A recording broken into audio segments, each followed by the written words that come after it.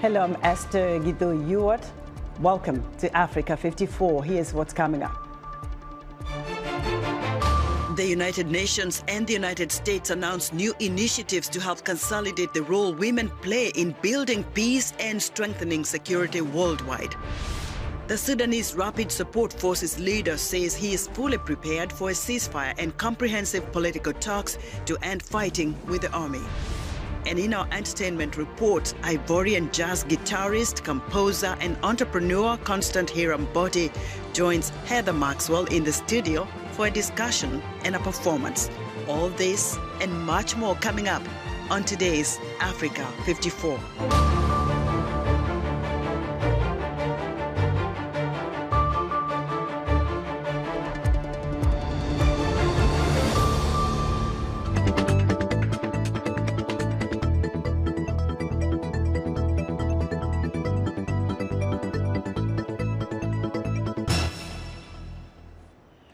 Leaders from African nations addressing the United Nations General Assembly have stated their commitment to achieving sustainable development and called for a more equitable and prosperous world. The leaders also highlighted the need for reform of the Security Council to make the 15-member body more representative. Let's hear from some of them. Nous, Africains, nous trouvons insultant. We Africans find it insulting, the rankings that sometimes place us under the influence of the Americans, sometimes under that of the English, sometimes of the French, sometimes of the Chinese, the Russians, and even the Turks. We are neither pro nor anti-American, nor pro nor anti-Chinese, nor pro nor anti-French, nor pro nor anti-Russian, nor pro nor anti-Turkish. We are just pro-African, that's all. Placing us under the influence of this or that power is insulting, contemptuous, and racist towards a continent of more than 1.3 billion people. It is important in this prestigious and influential assembly that this is clearly understood, that Papa's Africa, old Africa, is over. A putschist is not only someone who takes up arms, who overthrows a regime. I would like us to remember that the real putschists, the most numerous ones, who have not been convicted, are also those who are scheming, who use deceit, who cheat to manipulate the texts of the Constitution in order to stay in power eternally. La République démocratique du Congo demande. In this regard, I wish to sound a stirring call, the call of Africa, to enlarge the United Nations Security Council as a guiding decision-making body of the United Nations to ensure there are two representatives of the African continent as permanent members to ensure fair and equal geographical representation.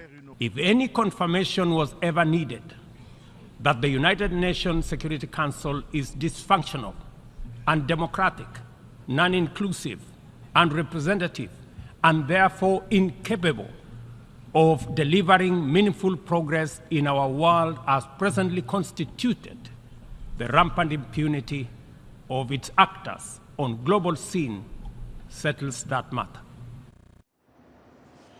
Those were some of the African leaders addressing the United Nations General Assembly in New York.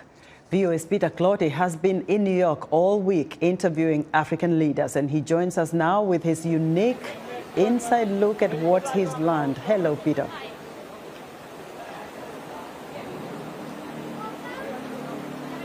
Hello, Esther. Indeed, thank you very much for having me.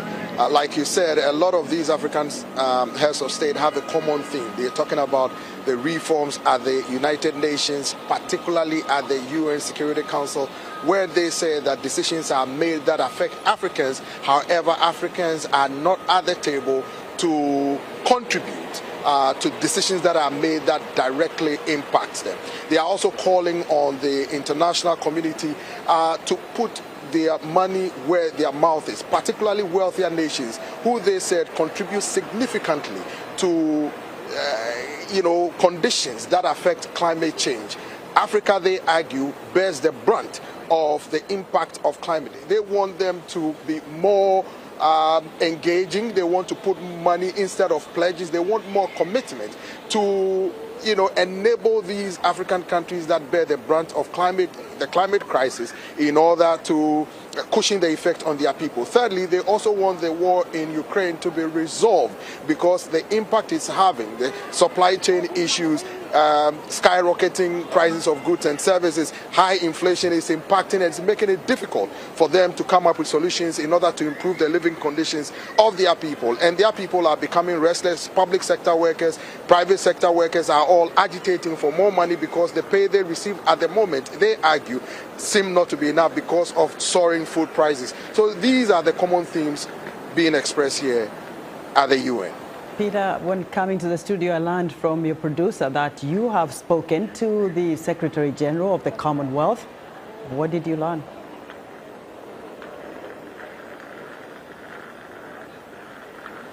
Well, the Secretary General of the Commonwealth, Madam Patricia Scotland, was very expressive by calling on wealthier nations to also put money on the climate crisis. She made it clear that some members of the Commonwealth who are, island nations could be wiped off their mouth because of the climate crisis that we face now. There was also a meeting of foreign ministers of the Commonwealth who are sharing experiences. What they are doing is that when one nation puts money on a development project, they share the experiences with others. So the other when one person or one nation spends $1, other nations don't have to necessarily spend that dollar to do the research because one member state has done it. So they share experience in order for them to progress. And, she also spoke about other non-traditional Commonwealth nations who have applied to be members of the Commonwealth. So these are some of the issues that are coming up here that I spoke with the Commonwealth about. And our audience will be having a look at what the madam said. Peter, very briefly, you've spoken to so many leaders from Africa. What really resonated with most of them out of the United Nations General Assembly?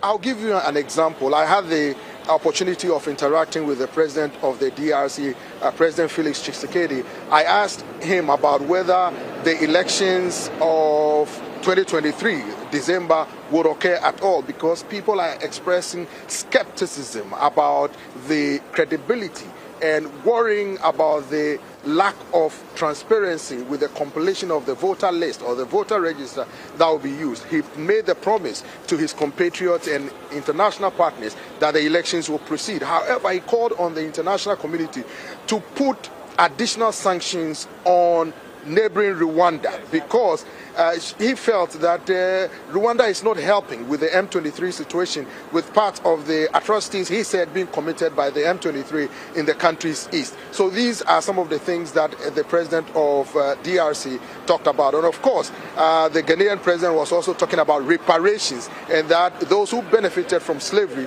should need to pay some money. All right, so these are some of the things, and I hope to bring you more as the week comes along. Peter, thank you very much for your reporting and numerous interviews you've done there with leaders from Africa. Peter Clote reporting for us live from New York. Now, on the sidelines of the UNGA, the United States announced new initiatives to help consolidate the role women play in building peace and strengthening security around the world. VOA's Veronica Balderas Iglesias has the details. As world leaders continue to address the United Nations General Assembly, another event in New York, attended by high-level officials, focused on the critical role women play in peace building around the globe and how to protect them from the threats they often face when doing so. Rape and sexual violence in conflict continue with impunity. Women peace builders face reprisals for speaking out on atrocities. The real-world examples are all around us. In Afghanistan, where women are forced into the shadows and subjected to what many call rightly gender apartheid. In Sudan, the cries of women and girls seem sometimes to have been forgotten, despite ongoing suffering and atrocities. The importance of women being able to hold leadership positions and have equal and meaningful participation in decision-making processes was underscored by Romania's Foreign Minister Luminița Odobescu. And in order for this process to be irreversible, education for gender equality and inclusion is key. Education of children and youth, paramount for a sustainable future, but also education of adults and professionals in different sectors, including those in security institutions. U.S. Secretary of State Antony Blinken announced new initiatives to bolster the global fight for women's and girls' inclusion. One new way we'll do this is by supporting the WPS Centers of Excellence that are building connections between government officials and civil society leaders and helping them integrate gender perspectives into peace and security policies. The U.S. government will also release in the fall an updated National Action Plan on Women, Peace and Security, Blinken added.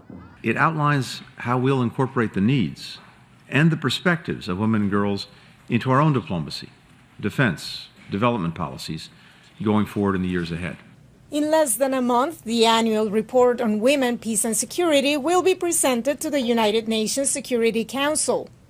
It will also highlight the need to broaden women's participation in peace-building efforts and lay out proposals to do so. Verónica Valderas Iglesias, VOA News, the United Nations. Now for analysis on the UN General Assembly 2023, I'm joined live from New York by David Onserio-Monda, Professor of Public Policy and Constitutional Law at City University of New York. Professor Monda, welcome back to Africa 54. Thank you for having me. Now, what do you think sets the UN General Assembly 2023 apart from previous ones? I think in the context of Africa, two big themes. One would be the climate change or climate crisis that you had alluded to earlier. But also the second question is this about African representation in multilateral frameworks that a lot of the presidents from the continent who addressed the UN spoke to. Now, Professor, what's your assessment on how the leaders addressed the strategic development goals? Right. So the strategic development goals, there's 17 of those. And I think they addressed them verbally in terms of their speeches, but let's not forget there's 17 of them. So, for example, the first one is on poverty. The fifth one relates to gender equality, which is the issue you previously just talked about. And because there's so many, there's 17 of these strategic development goals, it's difficult to coordinate them.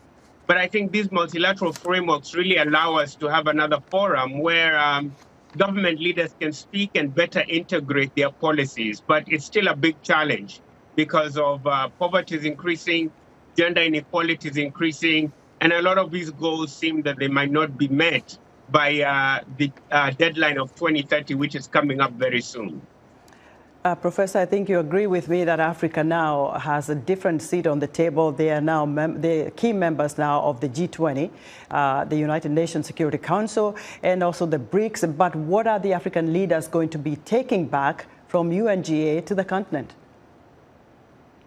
I think they will be taking back the idea that there is space for multilateral cooperation where countries can work together.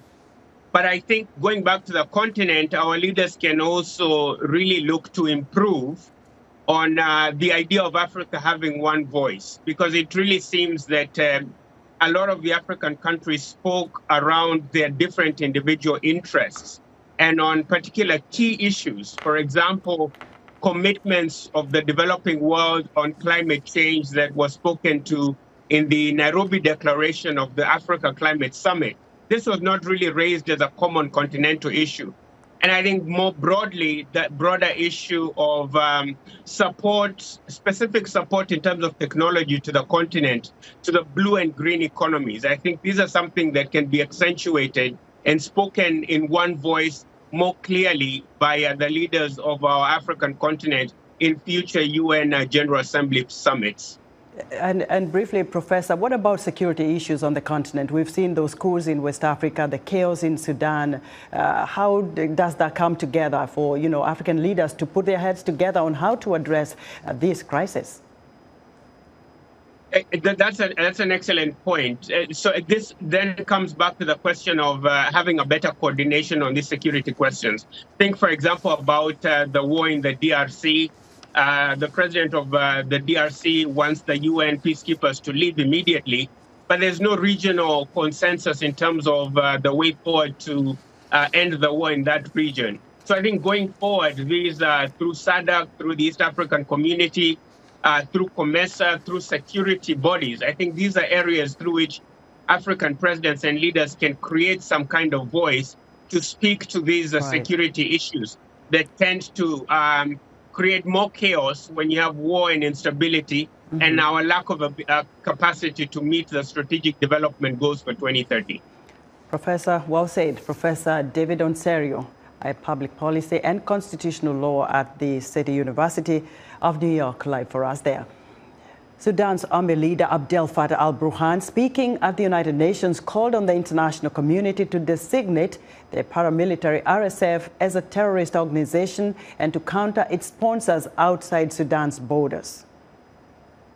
I'd like to reiterate our demand to designate the Rapid Support Forces and the allied militias as terrorist groups, for they have committed all sorts of crimes that give grounds for such a designation. There is a need to firmly address the sponsors, those who have supported the killing, burning, raping, the forced displacement, the looting, stealing, torture, transfer of arms and drugs, bringing mercenaries, or recruiting children, all such crimes that necessitate accountability and punishment. RSF leader Mohamed Hamdan Dagalo said in a rare video appearance on Thursday his side is fully prepared for a ceasefire and to engage in comprehensive political talks for an end to its civil conflict with the army.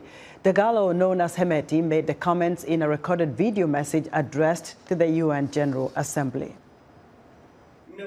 The RSF is fully prepared to declare a ceasefire throughout Sudan. This will allow humanitarian aid to flow, provide safe passage for civilians and relief personnel, and initiate meaningful and comprehensive political dialogue. Both sides blamed the other for starting the war that erupted in mid-April in Khartoum and has spread to other parts of the country, including the western region of Darfur, displacing more than 5 million people and threatening to destabilize the region. Still to come, Heather Maxwell talks live to one of the movers and shakers of jazz in Africa. We'll be back. You're watching VOA's Red Carpet. My name is Jackson Vunganyi. Thank you so much for joining us each week right here on Red Carpet. We bring you the latest in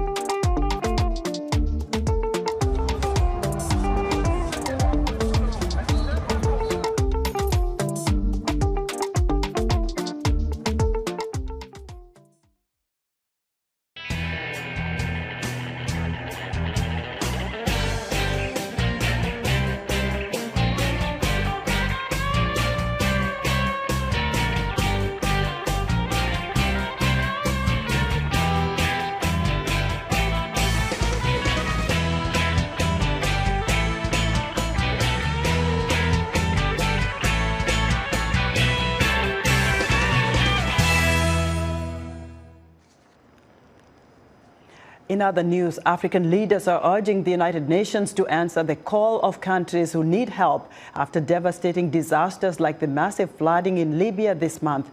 Meanwhile, Secretary General Antonio Guterres noted how many developing countries are some of the smallest polluters but are facing the biggest losses as a result of climate change. Danish pharmaceutical company Novo Nordisk has signed a deal with South Africa's Aspen Pharmacare to produce human insulin specifically for diabetes patients in Africa, where there's a dire need for the life-saving treatment. And Ukrainian officials say they are shipping wheat to Egypt to test a new sea route that avoids international waters and stays in waters controlled by NATO members. Ukraine's infrastructure minister says the shipment bound for Egypt is loaded with more than 17,000 metric tons of wheat. World leaders are hoping to soon send Kenyan troops to Haiti to quell gang violence there. U.S. Secretary of State Anthony Blinken addressed the issue with Kenyan President William Ruto. VOA's Caroline Presutti has the latest. Violence in Haiti. Gangs are said to control 80% of the nation's capital in Port-au-Prince. Homes burned, schools closed, Haitians displaced. But now, assistance from foreign troops. Kenya will lead a multinational effort of at least 1,000 soldiers to help restore peace. So far, Jamaica and the Bahamas have offered to assist Kenya. Mr. President, so good to see you. U.S. Secretary of State Anthony Blinken met with Kenyan President William Ruto Thursday at the United Nations, just a few hours before Ruto spoke before the UN General Assembly. The cry of our brothers and sisters who were the first people to win their struggle for freedom from colonial tyranny has reached our ears and touched our hearts. Also at the UN, an advisory group to discuss the economic and social impact of the violence. This just 2 days after U.S. President Joe Biden addressed the UN General Assembly with these words. I call on the Security Council to authorize this mission now. The people of Haiti cannot wait much longer. But the idea of a UN multinational force worries some New York Haitians who remember the 2010 Nepalese UN force that brought cholera to their country. The gang violence is resonated in Haiti, and Haitians created it, so we need to fix it ourselves. The thing that's going on with the country, there's no safety, especially after the president got assassinated, so nobody really feels safe. Late Friday, Haitian Prime Minister Ariel Henry will address the United Nations General Assembly. At the same time, Haitians plan to protest his presence here in the city block that leads to the United Nations. The Security Council is expected to vote next week on sending the multinational force from Kenya to Haiti. Caroline Presutti, VOA News at the United Nations. It's time for our entertainment report, and joining us now is Heather Maxwell with a special musical guest. Hello, Heather. Hello, Esther. Yes, today I have one of the movers and shakers of African jazz in Africa with me. His name is Constant Boty. In the world of international jazz, Constant is well known for his unique style of fusing West African folk, jazz, and electronic music. I've performed and recorded with him as a vocalist and lyricist in New York and Cote d'Ivoire. This man never stops creating, collaborating, and also building networks to promote indigenous Ivorian culture and jazz in Africa. Constant, it is great to have you in studio. Thank you, Heather. Yes, I'm very happy to be here. So yes. What is going on? What brings you to the United States this time? Well, you know, I have been nominated ambassador for, like a goodwill ambassador for culture, and also, you know, to empower women activities and development in West Africa. It is the Queenie Inc. Non-profit organization that appointed me, and I'm very happy to be here. Okay, are you doing any music? Yes, I will be performing during the event. I invited some of my musician friends, and will be performing. I will be, first of all, speaking about my engagement as ambassador, and also I will be performing my music and also some of the music from our place in West Africa. Yeah. Tell me a little bit more about Queenie Inc. Queenie Inc. is a non-profit organization based in US. Okay. But their activities in Africa, especially in the Marawi region, has been very much highlighted by helping women. It's like empowering women, and also helping young kids to develop their thinking capacity, you know, and this is what my heart responds to. And they have been promoting the cultures of that region, especially the Zauli music. Oh, I love the Zauli dance. I love the Zauli dance. Very much. Can you do that? No. I can try. All right, we're not set up for that now, but how about a song? Would you like to play something on your guitar? Yes, sure. What are you going to play? I will play a tune that is my composition. It is called Kudu Food. And I mix it with jazz harmonies and West African styles, you know. Yeah.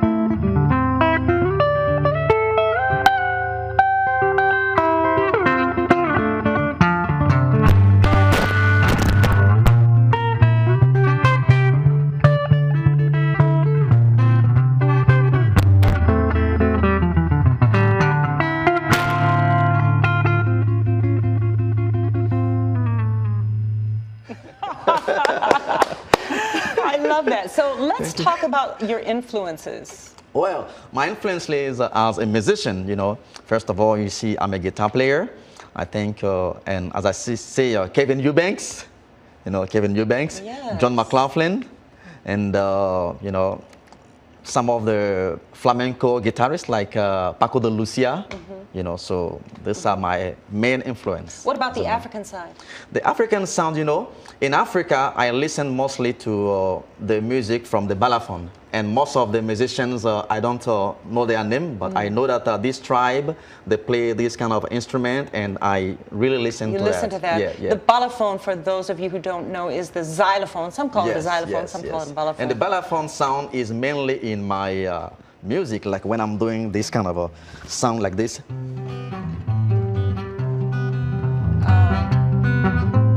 So, you know, nice. I like blending the sound of the balafon in my music. Wow. Yeah. Well, listen, I would love to talk more and hear more. I'm sure everyone else would, but it's time to go. Oh. Thank you so much for joining us. Thank you so much for having me. Okay.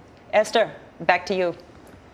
Heather, thanks. Be sure to join Heather Maxwell's entertainment reports every Friday right here on Africa 54. And that's our show for today. Be sure to watch Africa 54 on our website at voaafrica.com. From all of us here in Washington, have a great weekend. And let's hear more. Yep.